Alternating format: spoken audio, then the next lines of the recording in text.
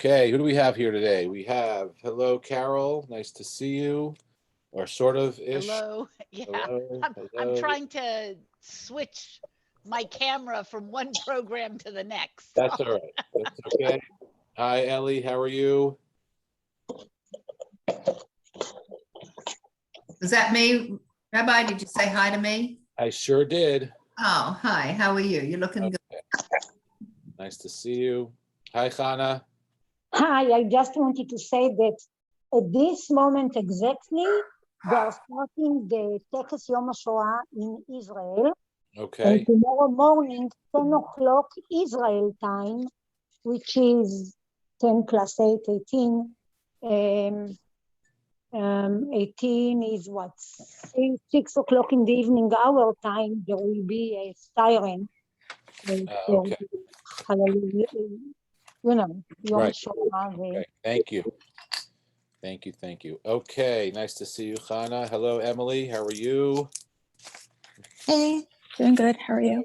Nice to have you. Marilyn, welcome back from the big Okay, city. thank you. Yeah, it was pretty cold some days. But Yeah, we're I'm warming sure. up now.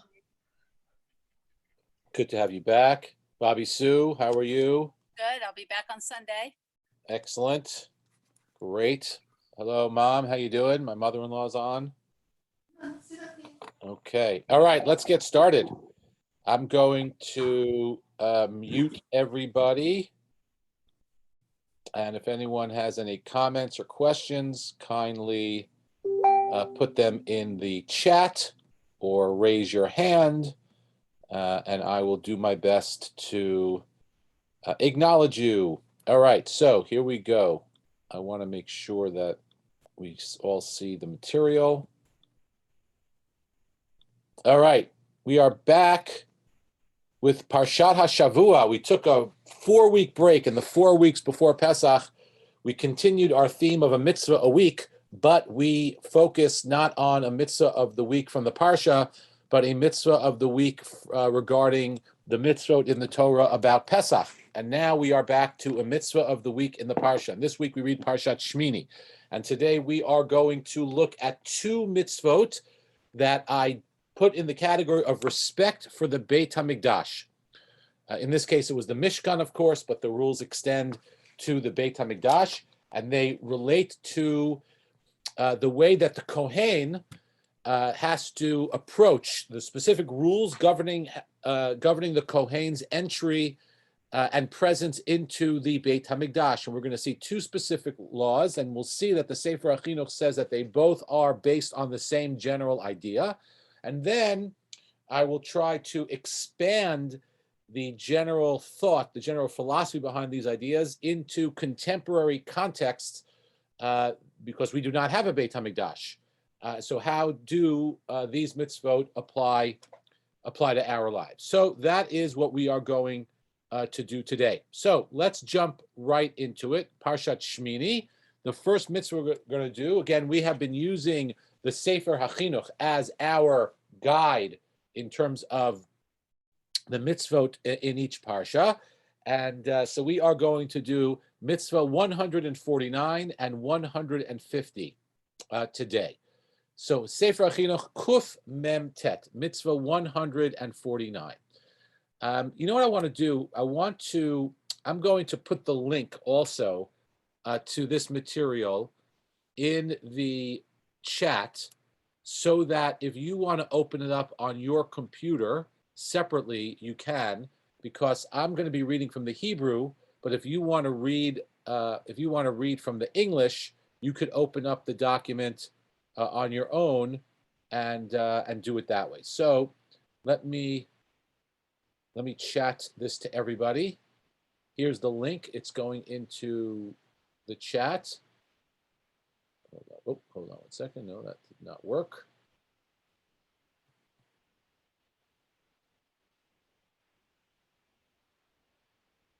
Okay, let me try this again. Okay, that again did not work.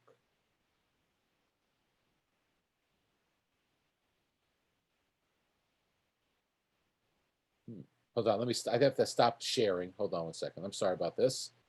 I want to do this right. Yeah, okay, that should do it. Okay, so now everyone in the chat should be able to open the Google Doc on your own.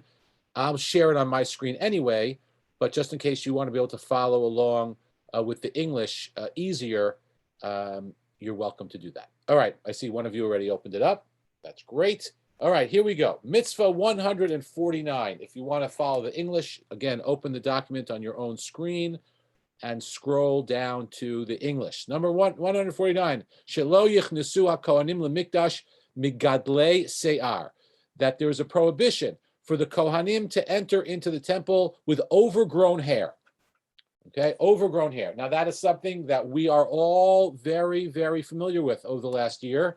Some of us waited many, many months, a year maybe, to get a haircut before we felt comfortable going to get a haircut. So many of us know what it's like to have overgrown hair.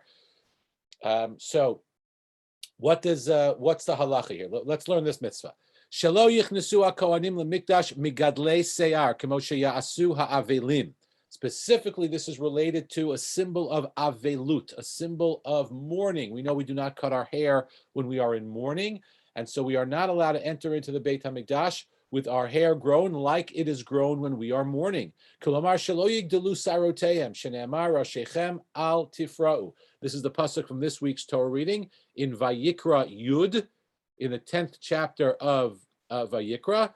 The pasuk says, "You shall not let your head," in this case, your hair, be wild. Rashechem al tifra'u. Amar hatargum lo tarbun parua. The Targum says, the Aramaic translation says, do not increase your locks, meaning the locks of your hair. Now, I know you're wondering, Rabbi Gelman, you're so lucky, you're never going to have this problem. Thank you very much, Hashem. I appreciate all your help with this. I'm never going to have to worry about this anymore.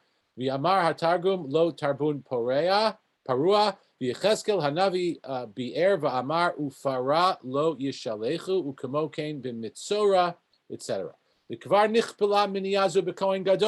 This prohibition was already stated regarding the Kohen Gadol.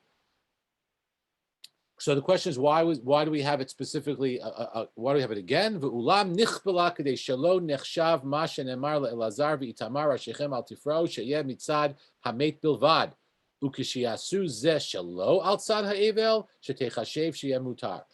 The first time this mitzvah appeared was specifically in the context of mourning. And so we may think that only in the context of mourning is a Kohen prohibited from entering into the Mikdash with the long hair. But in a different context, maybe one would not be prohibited. And so that's why we have it specifically mentioned in this context. It's not only in the context of mourning, meaning the legal definition of overgrown hair is similar to what happens when we mourn, but the prohibition of entering into the Mikdash with overgrown hair is not connected to mourning at all. Meaning, in any case, the Kohen is not allowed to enter into the Beit HaMikdash in that way.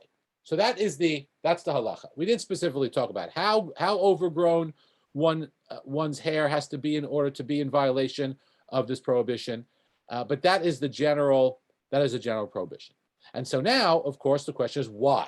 Right? What's the problem with the Kohen entering into the Mikdash with overgrown hair? So let's look at the Sefer HaChinuch. And he gives the answer. Misharshei HaMitzvah, at the root of the mitzvah. Who, here it is, this is the key, Hagdalat Habayit, the glorification of the Beit HaMikdash. What he says here, the aggrandizement of the temple. The aggrandizement of the temple. Meaning we want to treat the Beit HaMikdash with the utmost respect and the utmost kavod. U'kamosha amru lemala shenitztavinu lahagdilo b'chol kochenu min hatam shamarnu. We have to do our very best to aggrandize it in any way possible. He says he talks about this in Sefer HaChinuch number 95. Let's go back to Sefer HaChinuch number 5. I did not bring that for you, but we could get to it quickly here. Do you see that I changed my screen? And I'm scrolling through something else? Okay, so here's Mitzvah 95. Here's mitzvah 95. Livnot bayit l'shem Hashem. The commandment first to build the house for Hashem. And if you look here, misharshei ha-mitzvah, right there, right, misharshei ha-mitzvah. Oops, sorry about that. Don't know what happened. Misharshei ha-mitzvah, zu ma shetir'eh b'sof devarai v'achein. From the roots of the commandment are what you will see at the end of my words. However, I'm afraid of drawing close to the dwelling of God. We learned this mitzvah already, that he was afraid to talk about the whole mitzvah because it's the Beit HaMikdash is so fraught and it requires such respect. I'm afraid of drawing close to the dwelling of God, as I know that anyone who comes close that has not sufficiently sanctified himself will not see the house and live. Even the priests that come forward for the service sanctify themselves. And he goes on to talk about how nervous he is to talk about it. But then he says that that there is an obligation to build it and to aggrandize it and to make it full of kavod, right? And to build it as beautiful as possible. Okay, that's what the Sefer HaChinuch says regarding the mitzvah specifically to build the Beit HaMikdash. So now back to our mitzvah. Since we are supposed to treat it with such respect and such kavod, it's not proper to come there with overgrown hair. The whole point of an avel, right? It's actually a very interesting idea. We want to put it conceptually that the Beit HaMikdash is the anti-avelut, is a place that represents the very opposite of mourning, right? Mourning is sadness. And Rabbi Soloveitchik discusses this. Actually, mourning represents feeling a distance from Hashem. Right? Someone has died. We ask ourselves all sorts of questions when people die about justice and about fairness, and maybe we feel distant from Hashem. In the Beit HaMikdash, it's the opposite. We're supposed to feel closest to Hashem. We're not supposed to feel sad. We're supposed to feel happy. So generally speaking, overgrown hair is related to a feeling of sadness, a feeling of distance from Hashem. And that's not the proper way, the Sefer HaChinuch says, to enter into the Beit HaMikdash.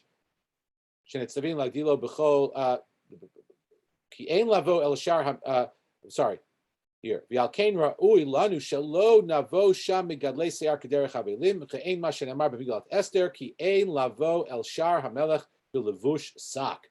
This is a beautiful thing that the Sefer HaChinuch does here. He riffs on Megillat Esther, right? Megillat Esther, when Mordechai was standing in front of the palace because he had heard about the decision from Haman to destroy the Jews. He came and he was wearing rags to indicate his sadness. And Esther sends him clothing and says, "If you can't come here looking that way, it's not appropriate to come to the palace." Bilavush sak. It's not appropriate to come to the palace wearing sackcloth. So certainly, if it's not appropriate to come to the palace of a basar vadam, of a melech basar vadam, of a human king in sackcloth, it's not appropriate to come to the palace of God in sackcloth. And so we have to come to the Kohanim who are coming to the Beit HaMikdash have to have a certain mode of appearance. Kolomar ein ra'oi lavo el Beit Malchut rak derech sason v'simcha v'tanug. It's so interesting. I find it so interesting that the Sefer HaChinuch is focused on not really kavod. He's really focused on happiness. Right? We have to come to the Beit HaMikdash feeling happy and tanug, feeling almost pampered, like we're enjoying the way that we're feeling. Lo derech evel v'tzar, not in a mode which represents mourning and distress. V'choze yechazek hayesod habanoi birosh habinyan ki kol inyanei habayit u'masav lechazek v'latzir b'lev ha'osim ma'aseh hechsher u'laharchik milibam u'machshavoteihem kol keor v'kol chet. Let's read that in English. He says as follows: all of this strengthens the foundation built at the beginning, that all matters of the Torah and its procedures are to strengthen and to illustrate the good in the hearts of those that do proper action, and to distance all ugliness and sin from their hearts and from their thoughts. Here, the Sefer HaChinuch is giving us a general klal, a general principle of what the purpose of mitzvot are and what the purpose of Torah is. It is, right, l'chazek ulatzir b'lev ha'osim maseh hechsher ularchik milibam machshavotam kol ke'or v'kol chet, to remove from ourselves any sense of ugliness and any sense of sin. V'alkein biyot kavanat habayit bazeh, that's really the point of the Beit HaMikdash. Ra'oi lanu lavosham derech kavod v'yirah ugedula v'simcha. Mitoch kiviut machshivatenu al chashivut hamakom ugdalo v'tifarto v'hodo yitrachachu levavenu sham v'niyeh ru'uyim l'kabalat hatov. If we're in the right frame of mind, we will be able to best appreciate the place that we're in and to, if you will, absorb, embrace the goodness that could exist by being in that place. So I see there are a couple of hands up. I'll take the questions in one moment. And let's just to review, right? This is such a beautiful idea that being before Hashem is supposed to put us besimcha, right? Being before Hashem is supposed to be a joy-inspiring activity, not something that that is sad, not something that brings us sadness. And so therefore we have to dress the part. And generally speaking, long hair represents avelut and sa'ar, mourning and distress. So we are not allowed to be that way in the Beit HaMikdash, because in the Beit HaMikdash, we have to reflect and represent simcha and oneg. We have to represent happiness and enjoyment in the service of Hashem. So that's why the Kohen is not allowed to enter into their Beit HaMikdash in a way that they would normally look if they were in mourning, even if they're not in mourning. Since that's the way they would look if they were in mourning, they cannot enter the Beit HaMikdash, which actually brings me to a question which I do not have an answer for, right? You may have noticed my scruff, my 5 o'clock shadow, my 5 p.m. shadow, right? It's Sfirat HaOmer. We do not shave during the period of time between Pesach and Shavuot. I will shave in honor of Shabbat. That is my custom, but during the week, I don't shave. And this is actually a function of mourning. We are mourning the students of Rabbi Akiva that died during this period of time, Sfirat HaOmer. So I wonder, when the Beit HaMikdash is built, will the Kohen be allowed to enter into the Beit HaMikdash with a Sfira beard? I don't know. Because if we're not allowed to enter into the Beit HaMikdash in a way that symbolizes mourning, that's exactly what the Sfira beard is. So I wonder what's going to happen when the Beit HaMikdash is rebuilt. I don't know. Okay, so I think that's a beautiful idea. A beautiful idea. Just to repeat it one more time, then we'll get to questions. That we are not supposed to enter into the Beit HaMikdash out of a sense of avel and sar, distress and sorrow. Rather, kilomar einer oilavo el Beit HaMalchut rak derech sason v'simcha v'ta'anug. Every time we enter into the shul, we're supposed to do that with a sense of joy and happiness and enjoyment. And so therefore, any symbol of mourning is out of place. All right, let's see. I see that Ellie has a hand up. Go ahead, Ellie. If you were not as lucky as you and you had very long hair as a man. I'm sorry about that. Yeah, I know. It's a shame. Well, for everybody else, not yourself. But anyway. No one's perfect. If I'm going to forget what I'm going to say now. If you were normally a man that wore his hair long in that time, and everybody knew you weren't in mourning, it was maybe your custom, or perhaps you didn't have any scissors or something, but you normally wore it that way. And then when you went in, why wouldn't you be allowed to put it into a ponytail or under a hat or neaten it up somehow? Why is it that you have to cut it off? There has to be something more to this. I'm not sure if you have to cut it off, meaning I don't have all the details, but it could be that the definition of your hair being long is the way it would look if you were in mourning. I mean, if you normally have a head of hair and then you don't cut it for the period of mourning, then it's longer. Meaning, right, there had to be a, that I think that would be the answer. I don't think you have to cut it off. I'm not sure if the ponytail idea would work either. It would have to be short. It has to be shorn back to non-avelut hair. Because further, I'm wondering, because I can remember somebody who was a Cohen in Sydney, and the work, he was an important person, but he had a little ponytail, and he still gave us the blessing with his hair and his little ponytail. Right. So again, we don't necessarily apply all these things in all cases. If you read the Sefer HaChinuch right here on the bottom, it only really, this answers your question partially. From the laws of the commandments is, for example, that which their memory be blessed. The prohibition of growing locks with the common priest is only at the time of entering the temple.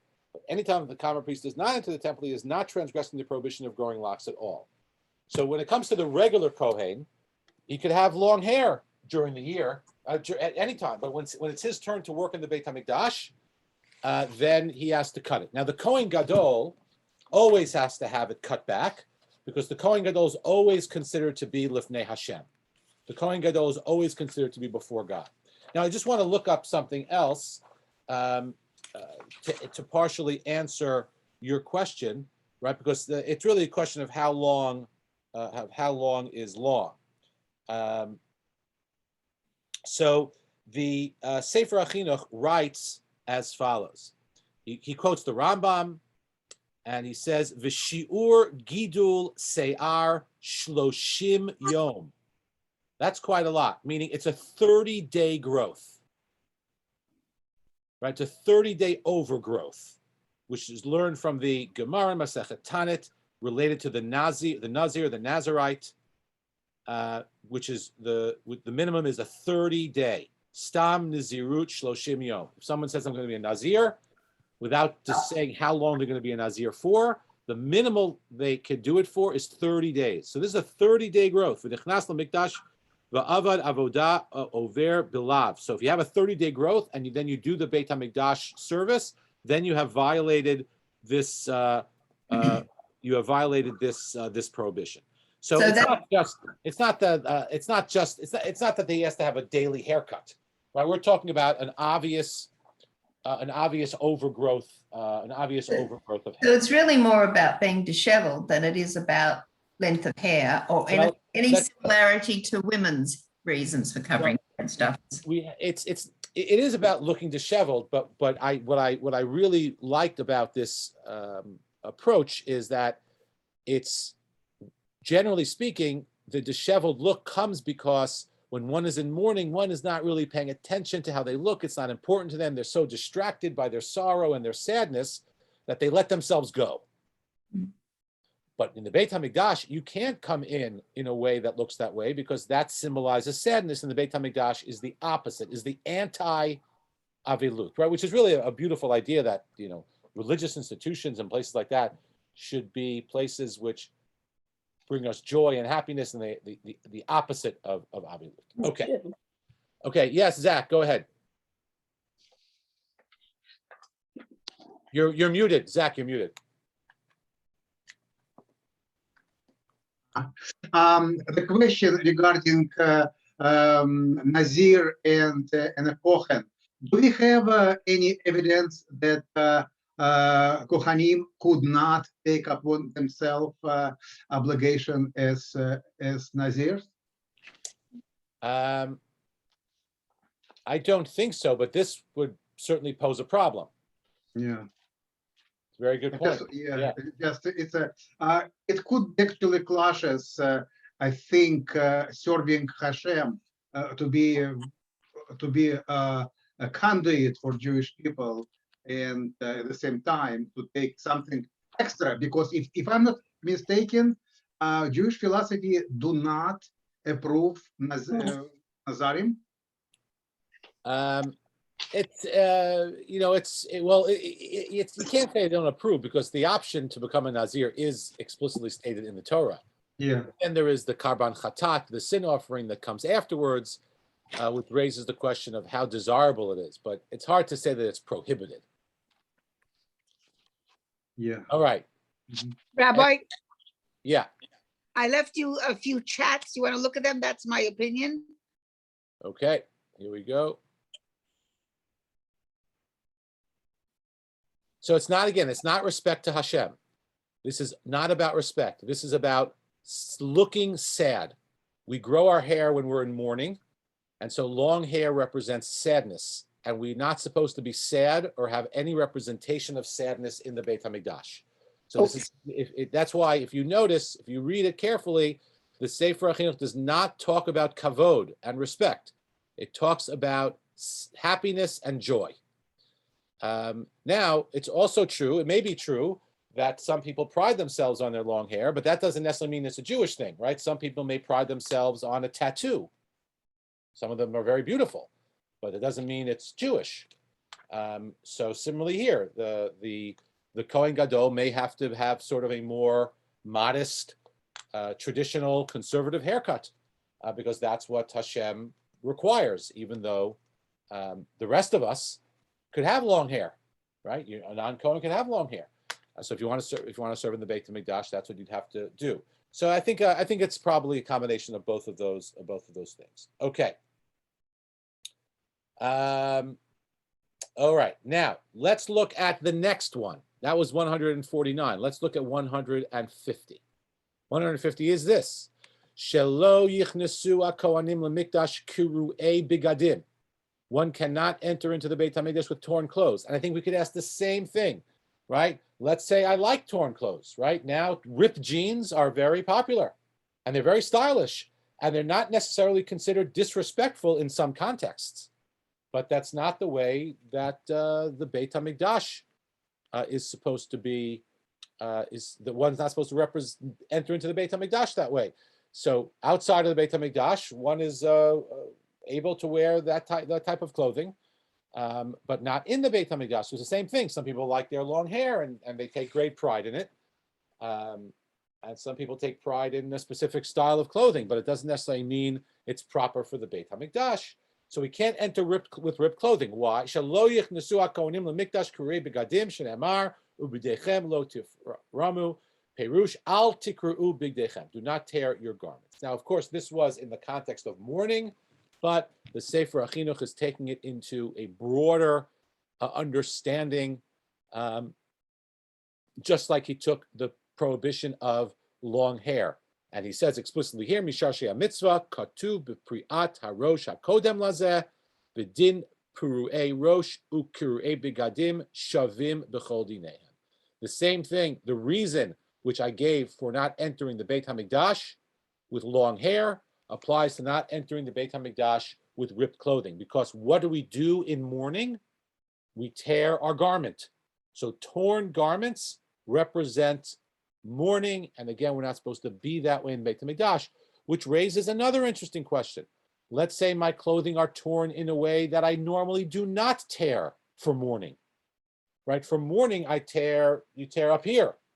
Let's say I'm wearing ripped jeans. That wouldn't be the way one tears for a mourning. Or let's say, I'm wearing some other torn garment.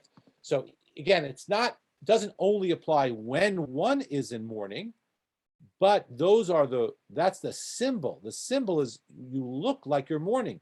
So there could be types of ripped clothing that do not look like mourning. And the Minchas Chinuch discusses what specific type of tearing. So, for example, I will read you the Minchas Chinuch. He says, "Nir'eh d'le'inyan hechsher bigdei kahuna kariya kol shehu poselet de'enam lechavod l'tifaret." So he jumps a little bit away from the notion of it being directly connected to something looking like mourning, and says any type of tear, even the smallest tear, for mourning is supposed to tear a tefach, a couple of inches. But says the Minchas Chinuch, even the smallest tear in one's garment would disqualify that garment and would be a violation, a sin on the part of the Kohen to wear it.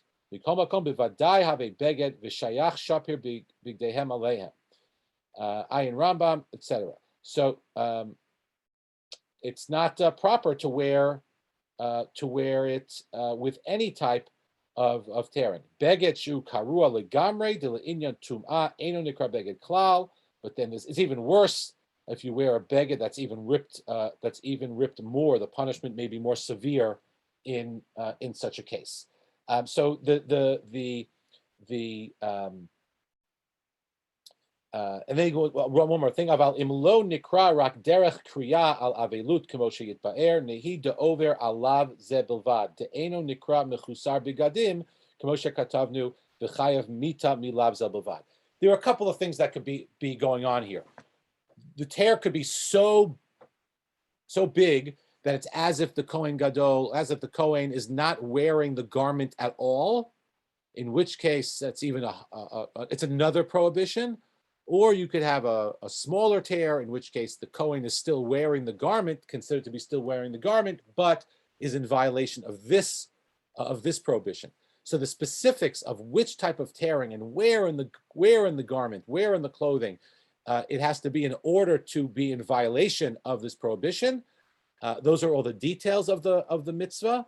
But the general fundamental idea that we've said is this beautiful idea that nothing that symbolizes mourning belongs in the Beit HaMikdash, and therefore we do not wear torn garments, and we do not go in with hair that has grown in a way where it is reminiscent of mourning. Okay, so that is 2 mitzvot related to the Beit HaMikdash. Number 149, the prohibition of going in with overgrown hair, and 150, the prohibition of going in with torn clothing. What about us? Okay, how does this apply to us? So anyone want to make any suggestions? We do not have a Beit HaMikdash. We do not have any posted warnings when you enter the shul. Do not come here if you haven't gotten a haircut. Maybe we should. Yes, I have a suggestion. Maybe we should hire out a beautician to sit in front of the shul. Okay, Zach. We are imitating avodah in Beit HaMikdash by substituting with our tefillot. And we always have to remember it. Therefore, because we do it verbally, imitating service in Beit HaMikdash, our way of behavior, the physical representation of our shuls shall reflect Beit HaMikdash in some way. This is how I feel. Okay, all right. Good, we're going to get to that. Excellent, we're going to get to that in a minute. Okay, go ahead, Rosalie. I think that's also why, well, when I was a little girl, we always dressed up to go to shul, even though it was not the Beit HaMikdash. We were coming before the Torah and we wanted to show respect. And, so we dressed properly. Excellent. Okay, great. Okay, Mom, what do you want to add? You have to unmute. I was going to say what Rosalie just said, that we don't have a Beit HaMikdash, and our place is the Beit Knesset, and therefore you don't go to the Beit Knesset dressed like you're going to a barbecue. You don't wear your hair excessively messy, even if it's very long. It could be neatly put together in braids, or even a man might want hair in a ponytail. And that's how you're showing, number one, respect. And number two, you are not in mourning. You're wearing clothes that are extremely presentable and nothing torn, like you said, Karua. And the main thing with the hair, I left my opinion that as long as it's clean and neat, I don't understand why there was a problem with that in those days. Right, so I tried to explain, I'll try again. It's not about clean and neat. It's about something that is representative of mourning, and long hair is representative of mourning, and we are not supposed to have anything that represents mourning in the Beit HaMikdash. We don't cut our hair when we're in Shiva, we're in Shloshim. So therefore, it's not about respectful. It's not about whether it looks nice. It's about what it represents. So that's why we don't have it in the Beit HaMikdash. Okay. But that's mainly for men, not for women, right? Well, women are not Kohanim, so. That's right. So Correct. It's mainly for men that they cannot go with long hair. Women can. It's not a prohibition of going with long hair. It's a prohibition of going into the Beit HaMikdash with long hair.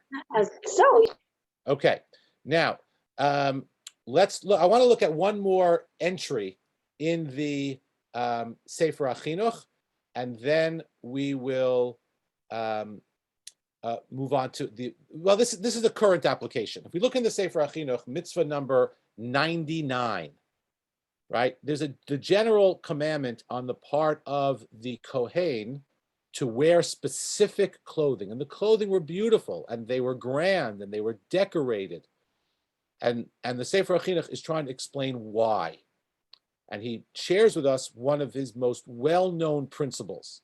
He says the following about why. He says, "Umin hata'am hazeh ne'emar shenitchayvu liyot." I'm sorry, Misharshei HaMitzvah, over here. Misharshei HaMitzvah HaYesod HaKavua Lanu Ki Adam Nif'al Lefi Pe'ulatav V'Acharei Machshavotav V'Kavanotav. That the reason why the Kohen Gadol had to wear specific clothing is because our feelings are impacted by our actions, right? Our feelings are impacted by our actions, not the other way around. Our actions are not impacted by our feelings. Our feelings are impacted by our actions. When we do certain things in certain ways, we then end up feeling certain ways. That's the approach of the Sefer HaChinuch regarding this mitzvah. Therefore, Vashliach HaMechaper tzarich litpayes kol machshavotav v'chavanotav al avodah al kein ra'oi lilbosh begadim miyachadim eileha. And the Kohen Gadol who's going into the Beit HaMikdash to achieve forgiveness for us needs to be focused entirely on that and on the grandeur of the moment, and therefore they wear clothing, and every part of their body is covered, from their head to their toes is covered, so that no matter where they look, they're going to see these special Big Day Kahuna, the special priestly garments, and they're going to remember what they're there for.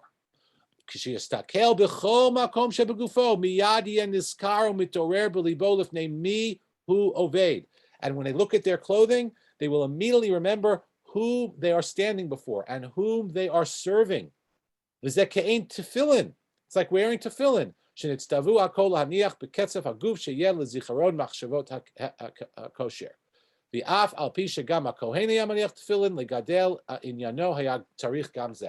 Even though the Kohen also wore tefillin, in order to really highlight and to make sure that he always remembered what he was doing, there is an additional requirement of these clothing.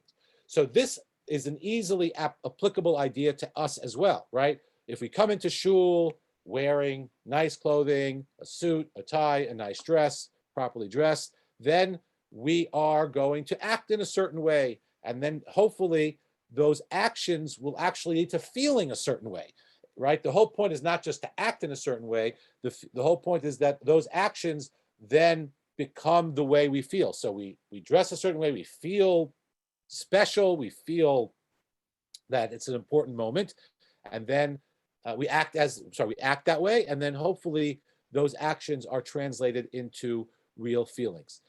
And so that is very a very applicable aspect of this, right? You're not supposed to come in looking disheveled. You're not supposed to come in as if one is mourning, because that conjures up sadness. And we're also not supposed to be sad when we come before God, right? Ivdu et Hashem b'simcha. We're supposed to be joyous before God. Of course, sometimes we do come before God with sadness because there are sad things in our life. That's true. But the way that we dress will impact the way we feel and the way we act in certain places. And so that is one way to apply this general idea of a dress code in the Beit HaMikdash. And the Rambam writes it as follows: Batei Knesiot to Batei Midrashot nohagin bahen kavod. We are supposed to treat our houses of study and our houses of prayer with respect. Michabdin otan umarbitzin oto. We have to sweep them and we have to sprinkle water on them. Meaning they used to have dust floors or dirt floors. So in order for the dirt not to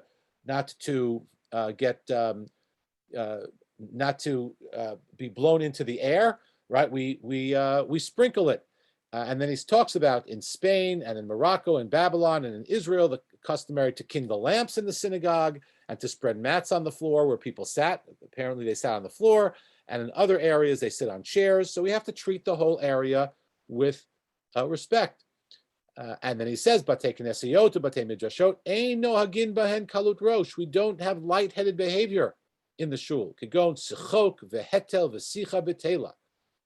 Jesting or mockery or idle talk. Ve'ein ochlin bahen, ve'ein shotin bahen, ve'ein neotin bahen, ve'ein metalin bahen. We don't eat or drink or have physical recreation or promenade there. Now, our shuls have a little bit of a different halacha. They're built al tanai, it's called. They're built under certain conditions which allow us to do some of these things, but generally speaking, we're supposed to treat the place with a certain level of respect. Again, related back to the ideas that we said before, even though, again, it doesn't start out with respect, the Sefer HaChinuch, in terms of these specific mitzvot. It's more about not, again, expressing sadness, but nonetheless, this notion of respect is part of it. The Shulchan Aruch, of course, in the footsteps of the Rambam, talks about not coming into the shul with dirt on our shoes, and if there's dirt on our shoes, we should clean them off. And he says also, if there's dirt on our clothing, we should clean our clothing off before we come into shul. So that's a general application of some of these dress code rules that we see in Mitzvah 149 and 150 in the Sefer HaChinuch. And now I wanted to talk about one more interesting issue. We'll do it, one more interesting issue. This is from a collection of halachot, which was published by the rabbinate of the Israeli army, right?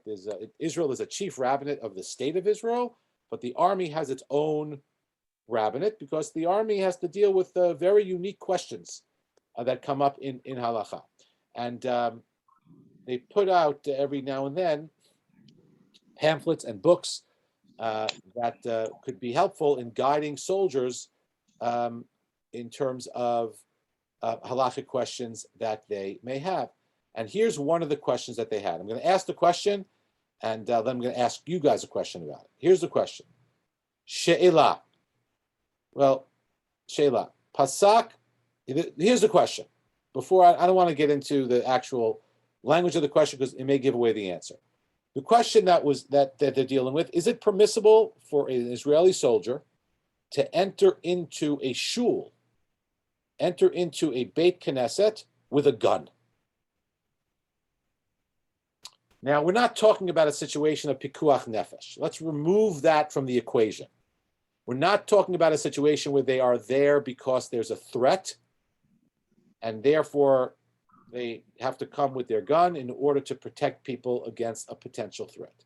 In that case, it's obvious that an Israeli soldier is allowed to enter in with a gun because pikuach nefesh overrides almost everything, and it certainly would override any prohibition dealing with respect for a shul.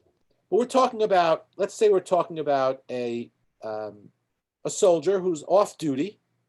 They're on a little break, they're home, and they have their gun with them, and they're going to shul, whether it's Shabbat or during the week. Are they allowed? And they're not on duty, and there's no particular threat. Everyone is feeling great. Are they allowed to bring their gun into the shul? And why would this even be a question? Right? It is a question. Lots of poskim, lots of halachic experts deal with this question.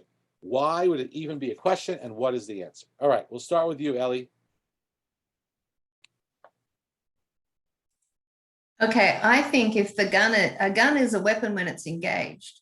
If a gun is disengaged with no intention of using it, it's not at the ready, then it's rendered fairly useless at that point. And as it's part of what he needs, he can't just leave it at the door. That would be dangerous unless you're going to have like a gun room, like a cloak room. But I don't see any point in that. I think if the gun is not ready for action, he doesn't have any intention to use it, it's disengaged, it's no longer a weapon as such, then yes, to not allow him to come into the shul, to me, would be a bigger misfortune. Mm-hmm. Okay, so let me ask you a question then.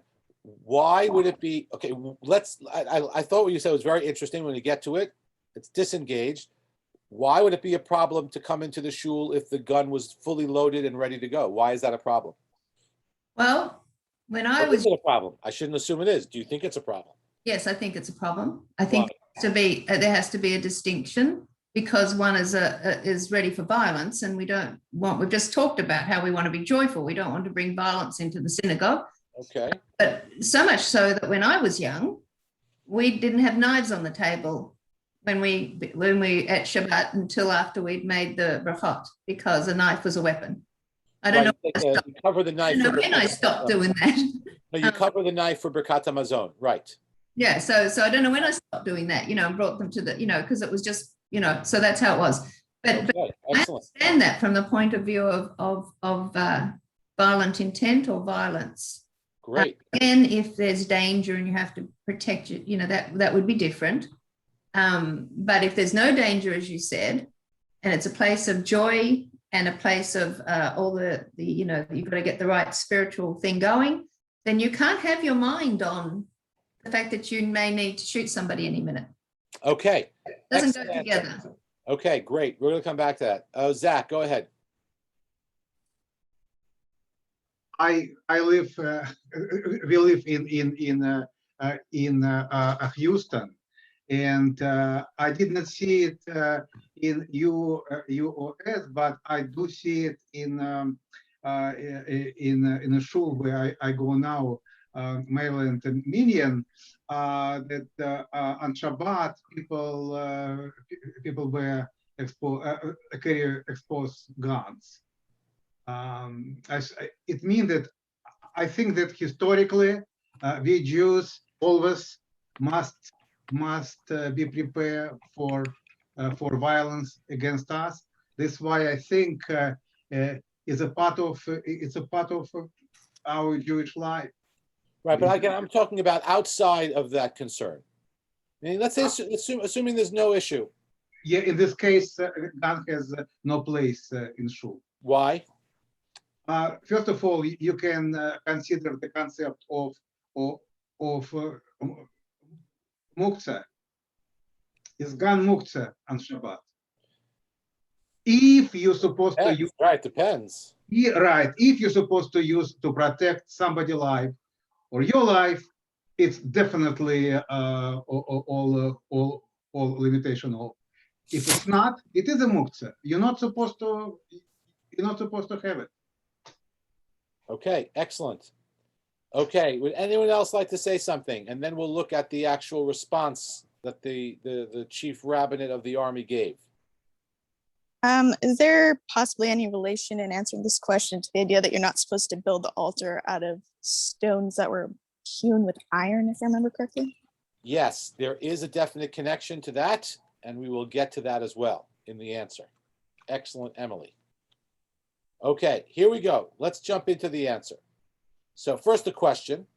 The question is as follows. I hope you can see it on the screen. If you're following along on home, it's on page 8. She'ela, question. Pasak b'shem HaShulchan Aruch pasak b'shem yesh omrim. The Shulchan Aruch rules in the name of an anonymous authority. She'asur likanes lebeit haKnesset b'sakin aruch. One is not allowed to enter into the shul with a long, oops, sorry, what happened there? With a long knife. Ha'im halacha zo relevantit gam lahachnasat kli neshek lebeit haKnesset uve'elu tanaim nitam lahakel b'kach. So is that halacha relevant to the question of bringing a gun into shul, and under what conditions can one be lenient? So you're not allowed to bring a long knife into the shul, and if you're not allowed to bring a long knife into the shul, the question is, can you bring a gun into shul? So the tshuva is not too long. I'll read it quickly. First of all, he gives the source with the Orchot Chaim, Asur likanes lebeit haKnesset b'sakin aruch, lefi shatfilah ma'arechet yamav shel adam v'hasakin mikatzram, like Emily said. The reason why we're not allowed to bring a long knife into shul is because a knife shortens life, and tefillah is supposed to lengthen life. They are polar opposites, just like the idea of avelut and happiness. Shul is supposed to be a happy place. Avelut is sad. We can't bring the sadness into the Beit Knesset, into the Beit HaMikdash. Similarly, we can't bring something that symbolizes shortening life into the place that is supposed to give us long life. Just like we did not build the Beit HaMikdash with tools made of metal, because those tools often, metal tools, often are used to shorten life, and the altar is meant to lengthen our life and help us develop a closer relationship with God. So therefore, we have a longer life. So those things are incongruous, and therefore they can't mix. Lefitam zeh, continuing here. Ein makom lechalek ben sakin l'chli neshek. If the reason is that you can't bring a long knife in is because it shortens life, then certainly you can't bring a gun in. A gun also shortens life. And since the Shulchan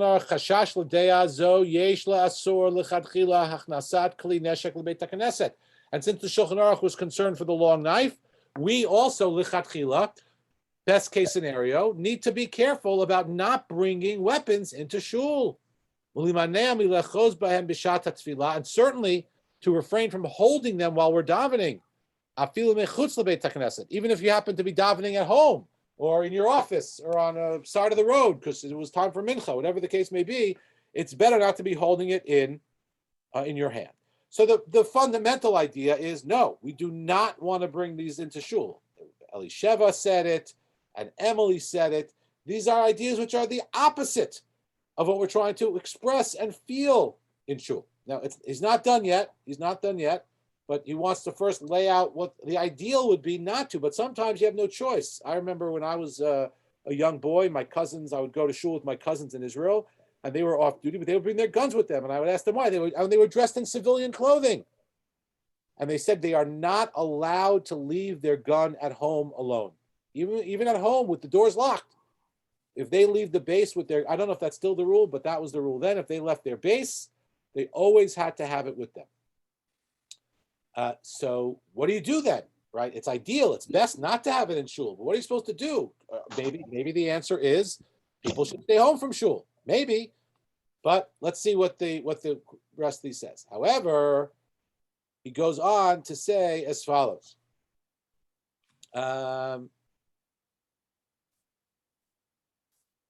He suggests the Taz, a commentary in the Shulchan Aruch, says maybe there's a way to be lenient on bringing the long knife into shul. Why? Al yedei kisui hasakin.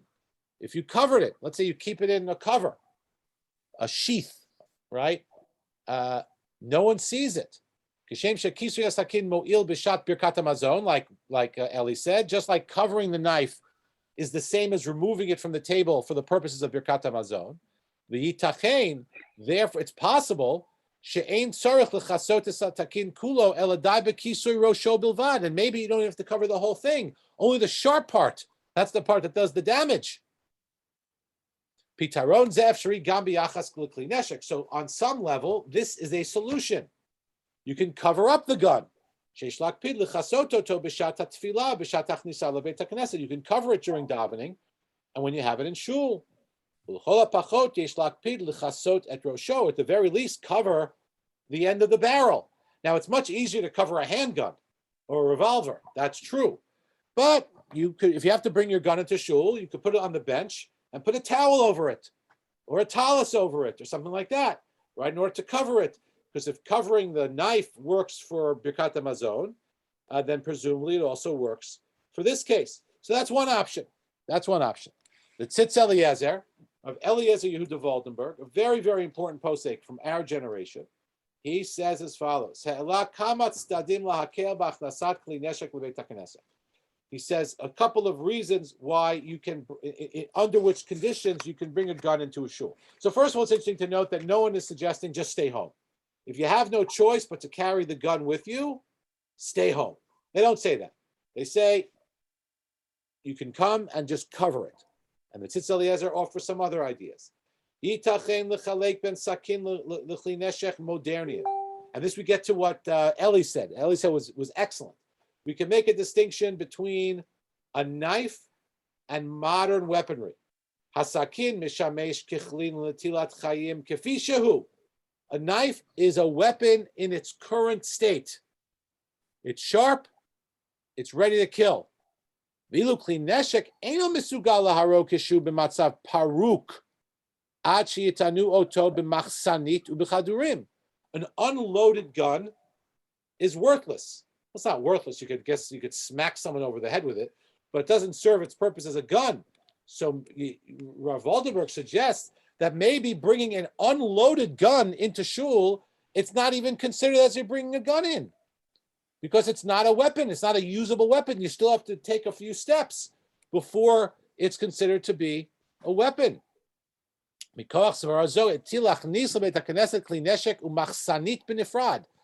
could bring your gun and your magazine, but they could be separate.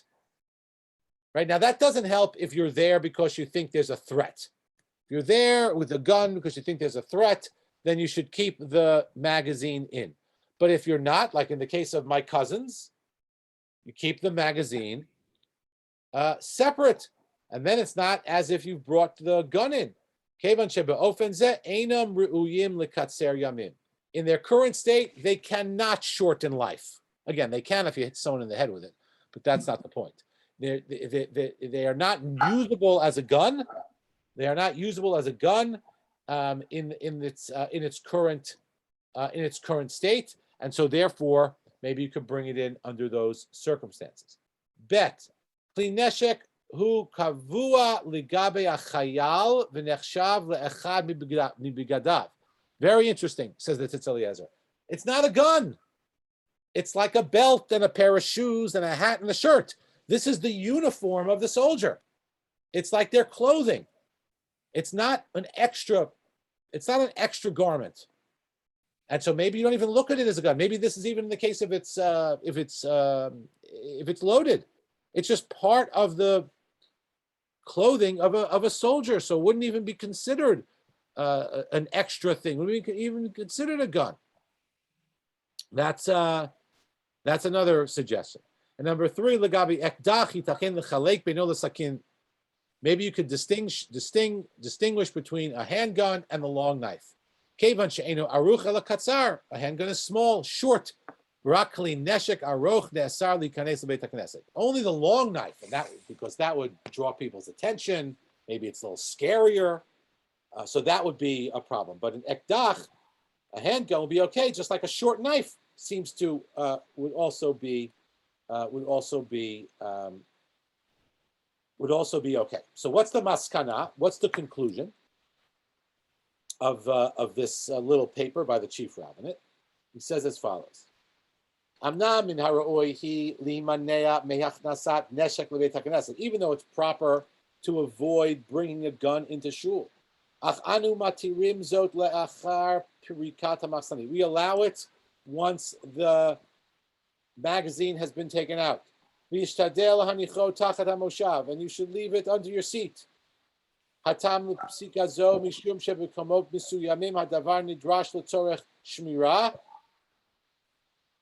that sometimes you need the gun because you're doing guard duty.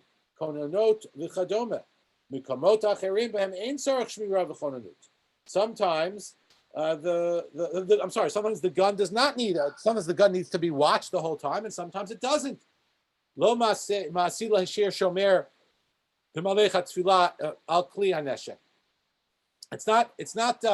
also not practical for the person doing shmirah on guard duty to put their gun somewhere else while they're davening. And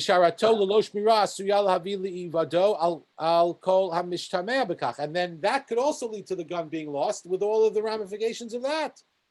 It's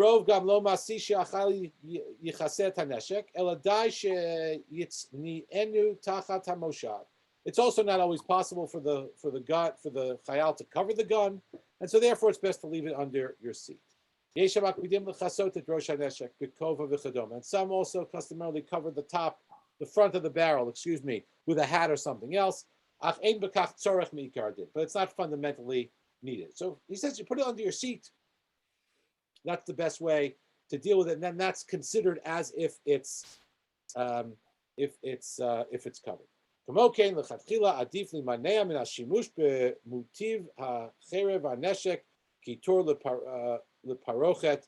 lebeit haKnesset. He says also we should be very careful not to use any sort of art in the shul that has any type of weapon on it. Apparently that was done. It's done, and he doesn't like that at all. Okay, but again, the main question is a gun in sync with what's the purpose or the main idea of a shul? And he says no. The main idea of a shul is closeness to Hashem, long life, peace, shalom, joy, and those things are antithetical to a gun, even though in the state of Israel, we're so joyful that we could have our own army, and that's wonderful, but it doesn't take away from the fact that that gun represents a position in which the Chayal, I'm sure, would rather not be. We'd rather not have to carry guns. We'd rather live in a world of lo yisagoy el goy chereb, lo yimudu ad milchama, right? That people do not rattle their swords against another, and we do not know war any longer. But that's not always the case, so we have to answer these questions. So it's best not to bring it if one doesn't have to, but certainly one should not do anything which is unsafe or break the rules of Tzahal. And if you have to break it, and it raises the question for me, Zach, about what you said. I appreciate that the people in the shul you daven may feel that they need to have their gun for safety, but I think it should be covered. At the very least, I think it should be covered. Unless someone tells me that if you cover it, then you really lose vital time, and God forbid there's a need for it. Okay, then I accept that. I don't know the answer to that. But I know there are people who come to UOS and the gun is in fact covered. And I'm pretty sure that the security guards that come here, for occasionally we have an Israeli diplomat, they're also covered, and they're pretty good, and they know what the timing situation is. Again, this whole notion of the gun I brought in because it is connected to the original idea of the Sefer HaChinuch, that the Shul, the Beit HaMikdash, is the place of Simcha and Sason and Oneg, and therefore we don't want to go in there with anything that symbolizes sadness. So similarly, the Shul is a place that's supposed to give us a sense of long life, and we don't want to bring in anything that not only symbolizes shortening of life, but actually physically, literally shortens life. So it's connected in that level, a very practical issue to deal with. I think I may teach this question again this Shabbos, because this is the Shabbos before Yom Ha'atzmaut, and I'll teach on Shabbat questions related to a modern Jewish state. And this is a very practical question that comes up within the context of a modern Jewish state. It's a good problem to have. All right, Eli, b'vakasha. Okay. Another question, I think, if you're not going to answer it, for your Chabadnik scholar friend. Yes, I have an answer for you. I'll save it for the end. Okay, yeah, well, okay, but this is another one for him. Why do they still dress in mourning for the temple? They're in black and white in mourning for the temple, the Hasids. Why do they do that? What you just said. That's not mourning for the temple. That is a nod to tradition. This is the way that traditionally they dressed, where their Hasidut started. I don't know about that, because when I asked, it was that and the black, and sometimes in other sects, the women have to wear black. Everybody. Not for mourning. It's not for mourning. I'm relatively certain about that. It's for the women. It's for modesty, because bright colors draw attention to you, and you don't want to do that. And for the black and white, for the men, it's just a sense of the traditional. Okay, that was what I told, but okay. We'll ask again, but I'm pretty sure. Okay, what's the other answer? I'll get to that at the end. Okay, Chana? I just want to say that when I was in the Israeli army, yes, you sign kind of a contract or whatever, you sign a paper that says that you are responsible for the gun, and if you lose it, you are in trouble. So yes, so a soldier has to be responsible for his gun. So many people, they have to carry the gun because they are afraid that if, let's say, somebody will break in their house and steal the gun, and Arabs and terrorists are doing this kind of stuff, especially in the West Bank and so on. They do carry their guns, so safety. Good. Okay. Yes. Thank you very much. Thank you. Rosalie. Yes, I have a question. When I've been to the hotel on the women's side, particularly, I've noticed that when the young soldiers, the female soldiers come to pray, they usually come in pairs, and maybe it was a coincidence, but I've seen it on several occasions. And when they approach the wall, they hand their gun to the soldier who's behind them, and they take turns praying. Is this in any way related to what you're saying? Yes, totally. Yes, that's what we said in the question, meaning if you have to bring the gun, certainly it's better not to hold it while you're davening. So they take turns. I've never noticed that. Thank you, Rosalie. That's fantastic. Thank you. Thank you. Thank you. Okay. Okay, I think that's it for the day. I think I got everyone's questions.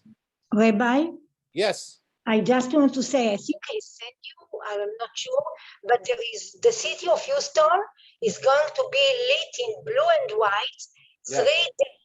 13, 14, 15, I believe. I will send it out to the WhatsApp group. Yes, and people are welcome to drive and to take pictures. It will be in honor of Yom Ha'atzmaut. I think it's the first time in the history of Houston that they do that. Yeah. And it's covered like the IAC, Rad Nezer did it, and Beautiful. it's very I'm going to nice. send it out. Thank you so much, Yeah. Tanya. Yeah, Okay, my and dear also, friends. wait, Yeah. one more thing. Yes. On this coming Sunday, there is a tzeada of 6 million steps. It's 1 mile parade, tzeada walking in Memorial Park somewhere. I can send you the details of 6 million steps in honor of the 6 million that perished in the Shoah. Please. This coming Sunday. Please send that to me. I'll send it out to everyone. Thank you. Yeah, okay. Thank you. Okay, just the last point. In our last class before Pesach, we talked about the mitzvah of Sipur Yitziat Mitzrayim, the mitzvah of telling over the story of Yitziat Mitzrayim. And we noted that it is better to fulfill that mitzvah by telling the story to somebody else, right? Telling the story to somebody else. And then Ellie mentioned that the Lubavitcher Rebbe, after his wife died, would always have the Seder by himself and would not have someone to tell the story to. So I asked someone I know who is very well versed in Chabad Chassidut, and I asked him about this, and he said as follows. First of all, I asked if it's true, and if the Rebbe wrote about it, and I asked for any insight. So he says, yes, it is true. There's something very poignant and profound about that, but I don't think he ever spoke about it or explained it in public. This is just how it was for those last few years. So there you have it, Ellie. You were right. It is true, but we don't know why. Okay, thank you, everybody. Have a wonderful day. Great to spend an hour with you. Rabbi, wait a minute. About the Rebbe and his Pesach right after his wife passed away, it seems they had never had children, and people invited him, everybody invited him, not